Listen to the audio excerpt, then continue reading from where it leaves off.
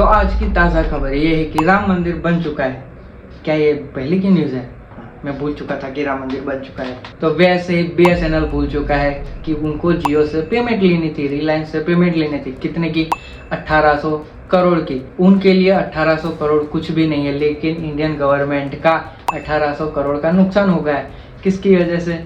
जो BSNL ने जो अग्रीमेंट किया था जियो के साथ कि वो पूरे इंडिया में जो टावर्स है BSNL के वो किसको देंगे?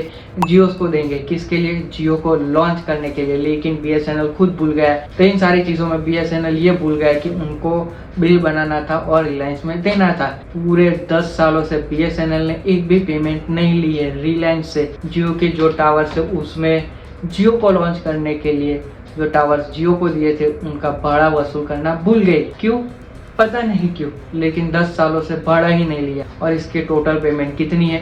1800 करोड़। ये एक स्ट्रेटेजिकली प्लान हो सकता है BSNL को ख़त्म करने के लिए और प्राइवेट सेक्टर को इंडिया में लाने के लिए, क्योंकि BSNL का पहले से ही फ़ायदा हो रहा था।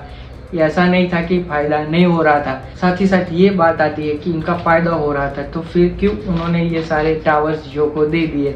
और साथ ही साथ बाद में ये सवाल आता है कि जियो के अलावा भी आइडिया और एयरटेल भी इंडिया में थे, लेकिन उनको भी टावर नहीं दिए।